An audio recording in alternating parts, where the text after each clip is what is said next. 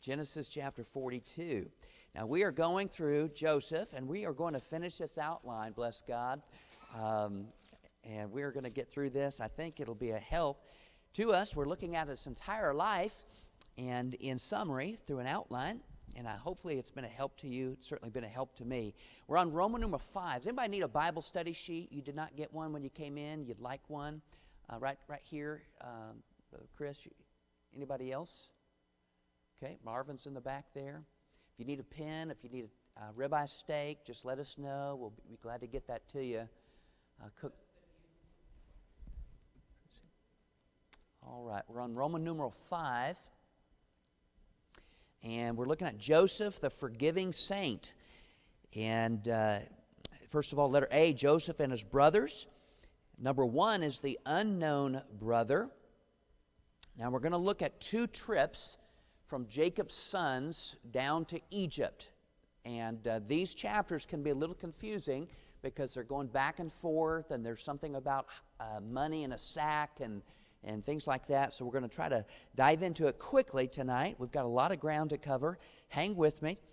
Genesis 42. Now, by the way, number 1, we looked at the reason. I don't have my glasses on. Is that what's up there? Yes, we looked at number 1, the reason right there of why they were going down, because there was a famine in the land. So, but number 2, the recognition. The recognition.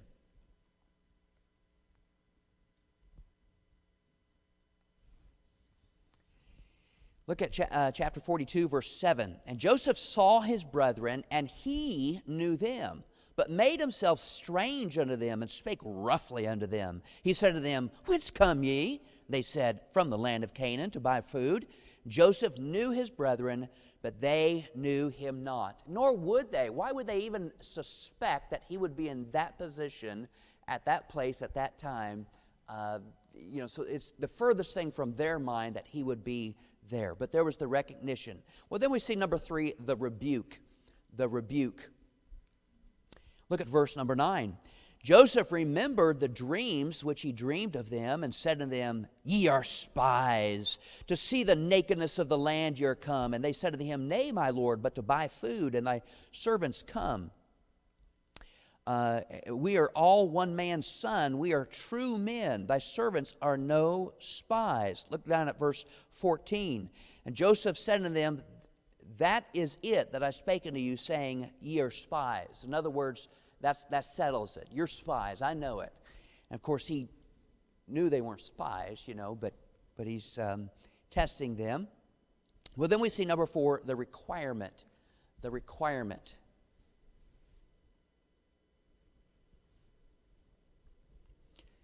Look at chapter 42, verse 15 and 16. Hereby shall ye be proved by the life of Pharaoh. It's going to say that twice, by the life of Pharaoh. By the life of Pharaoh you shall not go forth hence, except your youngest brother come hither.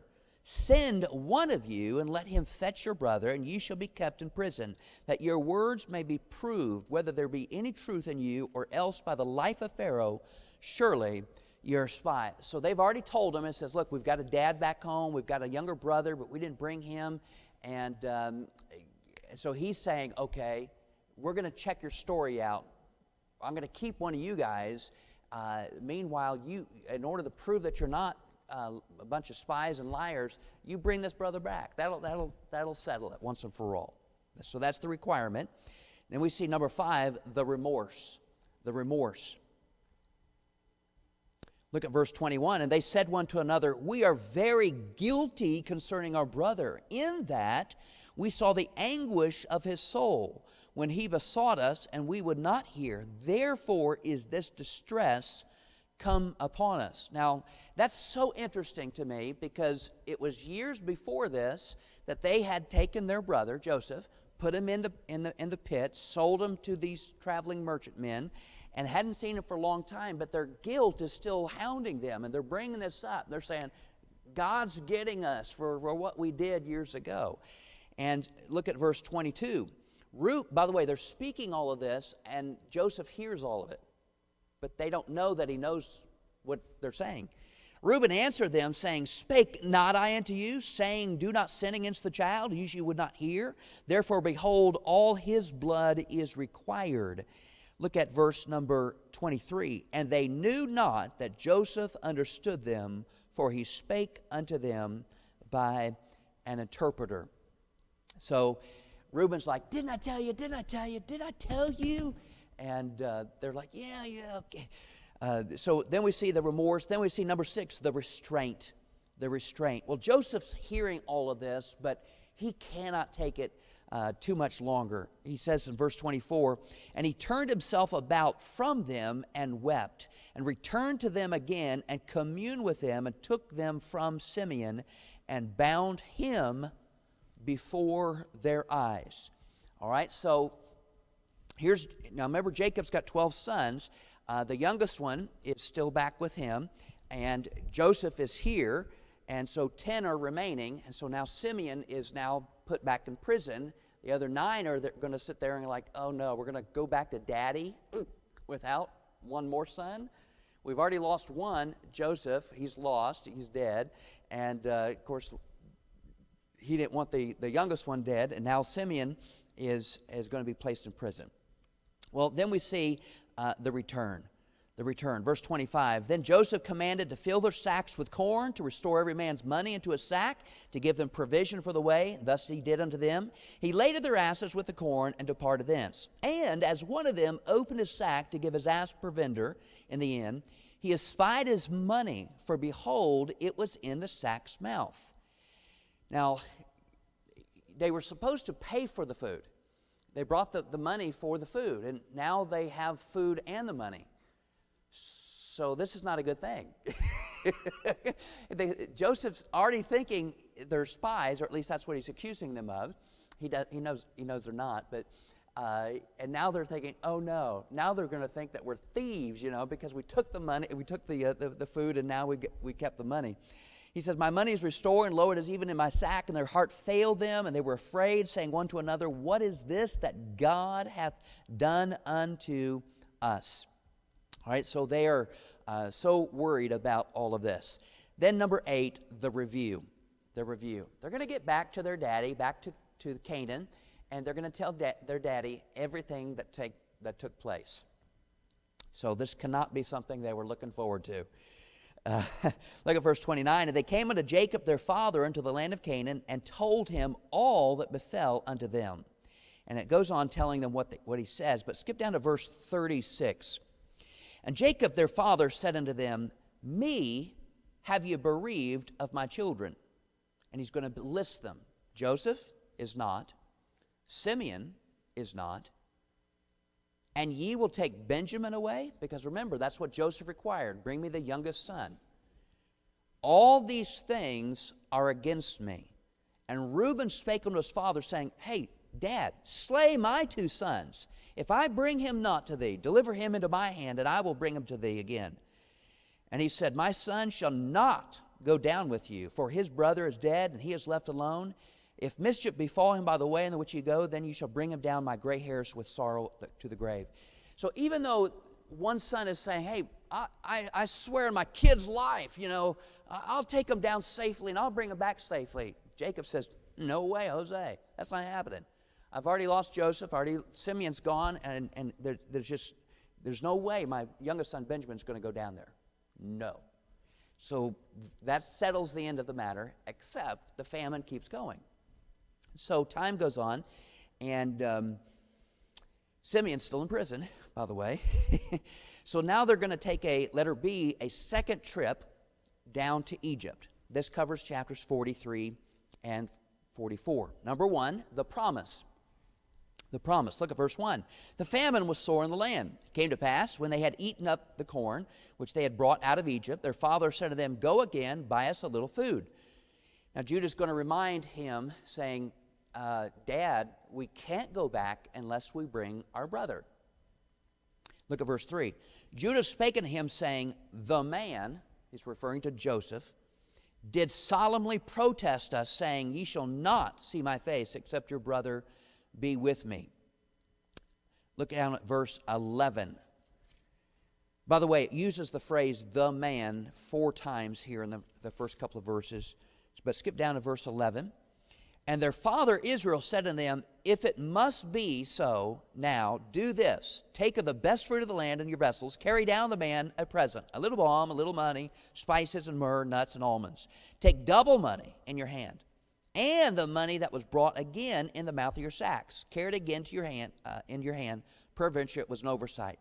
So he said, look, take them gifts, take some money, take the money that they sent back in the sack, and just saying, oops, it may have been a mistake of you guys counting or something. I don't know whose fault it was, but here's the money back. We didn't steal it. And so they're going to try to make things right. Look at verse 13. Take also your brother and arise, go again unto the man. And God Almighty give you mercy before the man, that he may send away your other brother and Benjamin. If I bereaved of my children, I am bereaved. So he basically says, we're going to die here. I have no choice. My back is against the wall. Go ahead and take them, and we'll hope for the best. All right, so number 2, the preparation. The preparation. Verse 15, and the men took their present. They took double money in your hand of Benjamin, and rose up, went down to Egypt, stood before Joseph. And when Joseph saw Benjamin with them, he said to the ruler of his house, bring these men home and slay and make ready. In other words, make dinner. These men shall dine with me at noon. And the man did as Joseph bade. And the man brought the men unto Joseph's house. Now, every time up in that chapter where it says the man, it's referring to Joseph. But this man is different. He's the guy getting the meal ready and bringing the brothers all together. All right, so number 3, the panic. The panic. Well, how would you feel if you've already been called a spy? They may be thinking you're a thief because the money's in the sack, and now the leader is going to call you to dinner. It's like being called into the principal's office, you know. As a student, you know, you're like, what did I do? Which one of the wrongs did I do, you know? But look at verse 18. The men were afraid because they were brought into Joseph's house. They said, because of the money that was returned in our sacks, so the first time are we brought in, that he may seek occasion against us and fall on us and take us for bondmen and our asses. And they came near to the steward of Joseph's house, and they communed with him at the door of the house and said, O sir, we come indeed at the first time to buy food.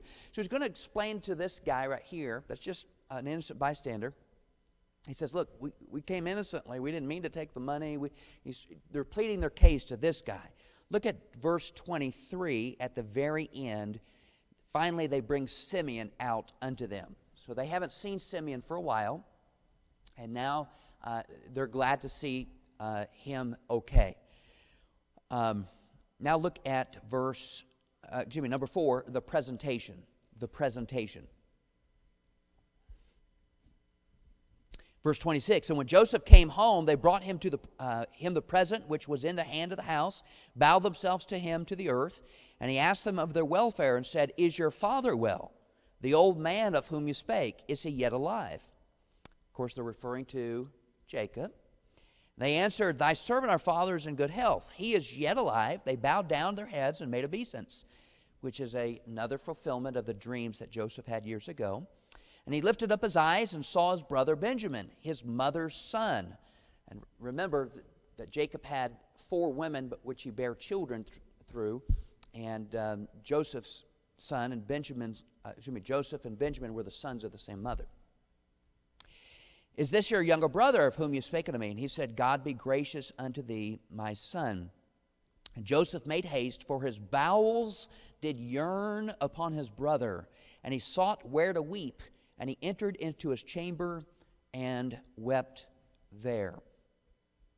Then we see number 5, the placing. The placing. This is interesting. Little do they know still that Joseph is this guy watching all of this. He washed his face, verse 31, went out, he refrained himself, and he sat on bread. Which is a funny statement to me. He sat on bread. Boy, I wonder if it was any good after that, you know. He sat on bread. Okay, never mind. I thought that was funny. And they sat on him for himself and for them by themselves. For the Egyptians which did eat with him by themselves, because the Egyptians might not eat bread with the Hebrews. For that is an abomination unto the Egyptians. Remember, the Hebrews were shepherds, but the Egyptians, they worshiped cows. So there was a conflict of interest there. They thought they were dirty and abominable. Verse 33, and they sat before him the firstborn according to his birthright, and the youngest according to his youth, and the men marveled one at another. Now, to me, that's interesting, because he's lining them up and sitting them. It says, like, okay, you sit here, you over here, and he aligns them perfectly according to age. And they're like, how does he know that I'm the third oldest? So they're a little confused. Verse 34, and he took and sent messes unto them, that's portions of food, from before him. But Benjamin's mess was 5 times so much as any of theirs. And they drank and were merry with him. 5 is the number of grace, but it's interesting. I was thinking this week, actually, of the Van Loos, and I was thinking of, and Ty, I'm glad you're in here. I imagine your mess is 5 times larger than, it's not as large, okay. But I imagine as the children are sitting around the table that some are larger than others. But nevertheless, the brother here of the same mother, Benjamin, he gets a larger mess. All right, so number 6, the plot. The plot. Look at chapter 44. Look at verse 1. And he commanded the steward of his house, saying, fill the men's sack with food, as much as they can carry. Put every man's money in his sack's mouth. Okay, so they're packing their bags again. They're packing the money in there. Skip down to verse 4. Oh, by the way, in verse 2, they hide a silver cup in there, in the bag. That's kind of important. Look at verse 4. And when they were gone out of the city, and not yet far off, Joseph said unto his steward, up, follow after the men, and when thou dost overtake them, say unto them, wherefore have you rewarded evil for good? So what Joseph's got to do, what he's doing is catching them as though they are thieves again. Who stole my cup? Who stole my cup? Of course, he's the one that planted it there. But he's, again, going to test them. By the way, one of the reasons why he's going to test them is because when they sold Joseph years before this, they sold him for money. And he was wanting to see if they still valued those things. And it's interesting to me. But look at verse 11. I'm going to read several verses here, and the rest of the evening we'll just be skipping around. Look at verse 11. Then they speedily took down every man his sack to the ground, opened his man his sack, and he searched, and began at the eldest, and left at the youngest. And the cup was found in Benjamin's sack. Then they rent their clothes, and laded every man his ass, and returned to the city. Judah and his brethren came to Joseph's house, for he was yet there. They fell before him on the ground. Joseph said unto them, what deed is that ye have done? Now, by the way, none of those guys knew that the cup had been stolen. But now they find this item, and of all people's possessions, they find it in Benjamin's, the youngest one. Look at verse 16. And Judah said, what shall we say unto my Lord? What shall we speak? Or how shall we clear ourselves? God hath found out the iniquity of thy servants. Behold, we are my Lord's servants, both we, and he also with him that the cup is found. And he said, God forbid that I should do so, but the man in whose hand the cup is found, he shall be my servant. And as for you, get you up in peace unto your father. Now that's interesting, because he's basically saying, whoever cup this was, whoever was caught with it is going to be my servant. The rest of you, get out of here. I don't want to see you again. Well, he didn't quite go that far, but so we see the plot. Well, then we see number 7, the plea. Well, do you remember what Jacob said beforehand? And 2 different sons basically said, I promise, Dad, I'm going to bring back Benjamin. Well, now Benjamin is caught with the cup. And so now they're going to plead eagerly for mercy. Look at verse 18. Then Judah came nearer to him and said, O my Lord, let thy servant, I pray thee, speak a word in my Lord's ear. Let not thine anger burn again against thy servant, for thou art even as Pharaoh. Skip down to verse 22. And we said unto my Lord, the lad cannot leave his father, for if he should leave his father would die. So now they're telling Joseph this whole thing. They said, look, Joseph, we cannot go back without him. Do you understand? This would kill Dad. Look at verse 33.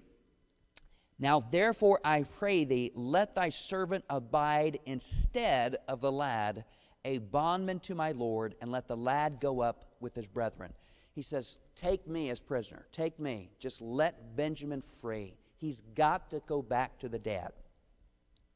All right, so the rest of the night we're going to go lickety-split, okay? So number 2, we see the unveiled brother. The unveiled brother. Before, Joseph was the unknown brother, but now he's going to unveil himself or reveal himself to his brethren. Letter A, we see the climax. Skim at verse number 1, chapter 45, by the way. Verse 1, he could not refrain himself. Verse 2, he's weeping aloud. Everyone's hearing him.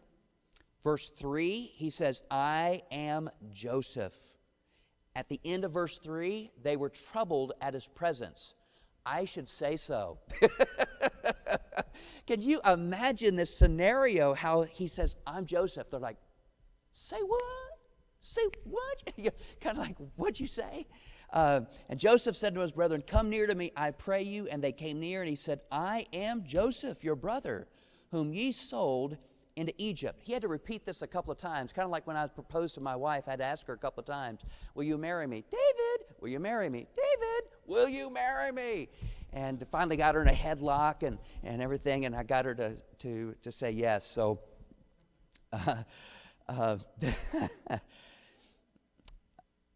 where am I? The climax. Okay, and then letter B, the consolation. The consolation. These next couple of verses are so amazing. I'm just going to highlight some things. He says, verse 5, be not grieved. At the end of verse 5, he said, God did send me before you to preserve life. At the beginning of verse 7, God sent me. So Joseph, after being mistreated by his brothers, falsely accused by Potiphar's wife, thrown into prison, forgotten about by the butler, and all of these things have happened through his life, still has a good perspective on life. It's easy to get bitter against God, against circumstances, against people even. But here was Joseph had the right perspective. He says, look, I see 2020 now. I may not always thought this, but I even when I was young, I was tempted. I knew God was watching me, but I see now that God sent me here for a reason. Well, letter C, the counsel. The counsel.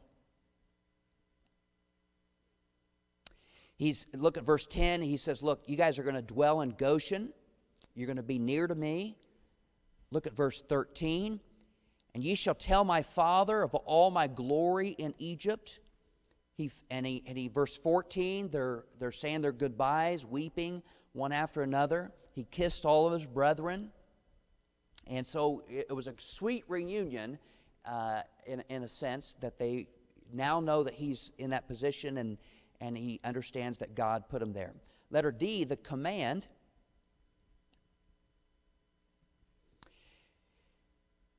Verse 19, thou art commanded, this do ye, take you wagons out of the land of Egypt for your little ones and for your wives, and bring your father and come. He says, I'm going to give you not only provision, but I'm going to give you wagons so you can bring everybody back so you can stay with us. Then we see letter E, the confirmation. The confirmation. They get back to Jacob and they tell him everything. Dad, seriously, it's Joseph. They know, no way, no way. Then he sees all the wagons and says, wow. And he says, verse 28, it is enough. Joseph, my son, is yet alive. I will go and see him before I die. It's interesting because at the end of verse 26, his heart fainted, for he believed them not. But now his heart is yearning to go down to Egypt so he can see his son, who he thought was dead all those years. All right, so now we saw letter A, Joseph and his brothers. Now we see Joseph and his father. Number 1, Jacob's trip to Egypt. Just keep your eyes moving, but your pen will be moving really fast here from now on. Jacob's trip to Egypt. He's going to hustle down there. Letter A, the promise of God. Jacob basically has a dream, and God says, it's okay to go down to Egypt. It's okay to leave the land of the promised land. It's okay. And then letter B, the people of God. Well, it tallies up all the people that are traveling back down. Look at verse 27. The sons of Joseph, which were born to him in Egypt, were 2 souls. All the souls of the house of Jacob, which came into Egypt, were 70. So there's 70 people going back down to Egypt. So we saw number 1, Jacob's trip to Egypt. Now we see Jacob's time in Egypt. 2 things are happening while he's down in Egypt. First of all, we see the meetings. He has some meetings while he's down there. Number 1, between Jacob and Joseph. We're in chapter 46. This is when dad meets son for after all these years. Look at verse 29 at the very end. And he fell on his neck and wept on his neck a good while. Can you imagine how sweet that reunion must have been? And look, I know, let me just say something personal. I know that right now with COVID and the restrictions on and the threats and the warnings of not getting together for family, but may I say, as much as possible, love one another. Love one another. And you know, right now we're trying to play it safe, and just social distance like this, but let's sense the love that we have one another at least, But if you get a chance to even go home tonight, hug one another. You just never know. Life is so precious. And here was this reunion after not seeing each other for many years. We're trying to, during Christmas, go to Indiana. My father-in-law is just getting older and older. And Michelle has said to me last year, as well as she said to me this year, we just don't know how many more Christmases that he has. And, of course, he can live another 20 years. We don't know that, but nevertheless, you just don't know. Life is so fragile. So let's enjoy one another's company as much as possible. And then we see between Jacob and Pharaoh, basically when they meet, Pharaoh goes, "How old are you, Jacob?" And he says, "I'm 130. And so he says, "Man, you're old." And so anyway, it was a neat meeting. Letter B, the ministry. We're in chapter 47. And so he has a ministry, and the first ministry he has is the provision. The provision. Look at verse 11, chapter 47, verse 11. Joseph placed his father and his brethren and gave them a possession in the land of Egypt, in the best of the land. Verse 12, Joseph nourished his father and his brethren, and so he's taken care of them. Number 2, we see the promise. The promise. Now this is important to see. Look at verse 27, chapter 47, verse 27. And Israel dwelt in the land of Egypt, in the country of Goshen, and they had possessions therein, and grew and multiplied exceedingly. Jacob lived in the land of Egypt 17 years. So he was 130 when he came, so he's there now 17 more years. They thought he was passing already, but he lived longer. So the whole age of Jacob was 147. Look at verse 30. He says, "But I will lie with my fathers, and thou shalt carry me out of Egypt, and bury me in their burying place." And he said, "I will do as thou hast said." So Jacob basically says, "Hey, will you bear me back home?" They said, "No problem." Now, look at letter C, Joseph and the Egyptians. Chapter 47, the rest of it's basically saying the Egyptians are giving their money to buy food. They run out of money. Then they sell their cattle to get food. They run out of cattle. Then they give up their land. Pretty soon, Pharaoh's owning everything. It's a huge government, amen. But anyway, then we see letter D, Joseph and his sons. That's chapter 48. Number 1, Jacob adopts Joseph's sons, Ephraim and Manasseh. We covered that a couple of weeks ago.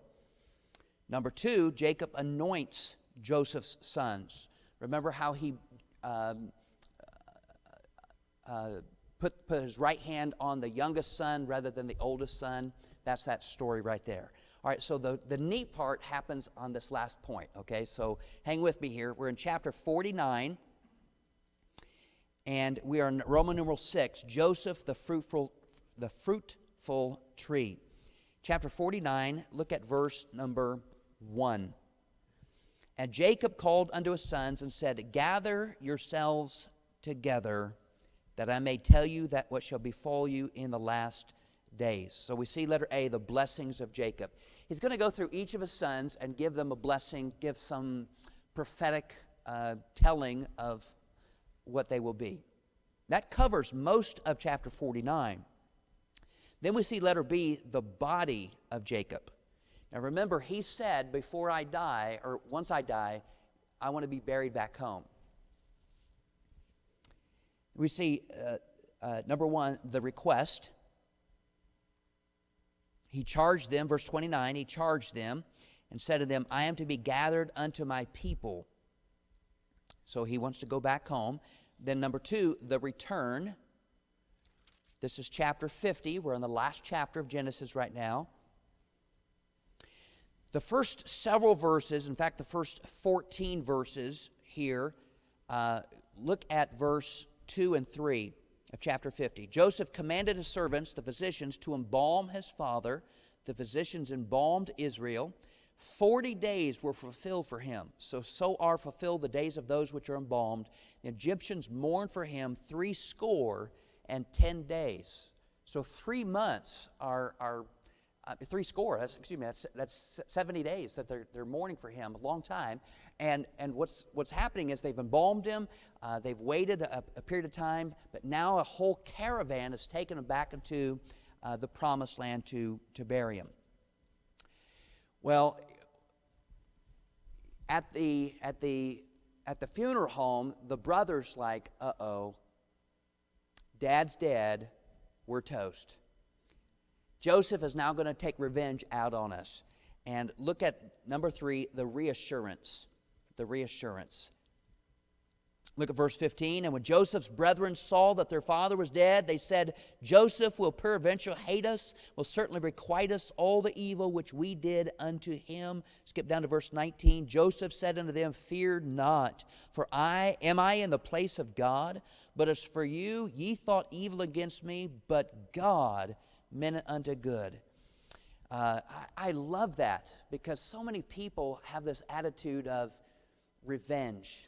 They're mean to me, I'll be mean back to them. They won't speak to me, I won't speak to them, you know. And here we see a characteristic of Christ of just loving them. Just because someone's done evil, we don't need to requite them the same. It's interesting because he says, I will nourish you, verse 21, and he spake kindly unto them, and he comforted them. Well, then number 4, the remaining years. The remaining years. Look at verse 25 and 26, and then let me wrap all this up. To me, I think it's so fascinating. Verse 25, Joseph took an oath of the children of Israel, saying, God will surely visit you, and ye shall carry up my bones from hence. So Joseph died, being 110 years old, and they embalmed him, and he was put in a coffin in Egypt. Now, the reason why that's important is because of his bones, because in Hebrews, this is what it says about his faith. By faith, Joseph, when he died, made mention of the departing of the children of Israel and gave commandment concerning his bones. Well, how is commanding bones faith? How is it? Because he said, God will surely bring you out. He had faith in God's promise, the promise that he gave Abraham, and Isaac, and Jacob, and now Joseph is saying that. He says, you're going to take my bones. Well, what happens in Exodus? This is the neat thing. I love this. In Exodus, they go into bondage. A new Pharaoh comes on the scene, puts them into slavery. They're there for years and years and years. They still have the coffin during the slavery. Well, eventually God calls Moses out of a burning bush. He goes to Pharaoh, let my people go. And after the 10 plagues come, they escape. The Red Sea opens up. They cross over with the coffin. As they're packing their bags, they grab the coffin. They cross the Red Sea. The Egyptians are swallowed up. They travel on with the coffin to Mount Sinai. They receive the 10 Commandments. And after the 10 Commandments, they travel on. They go up to Kadesh Barnea. They spend out the 12 spies with the coffin.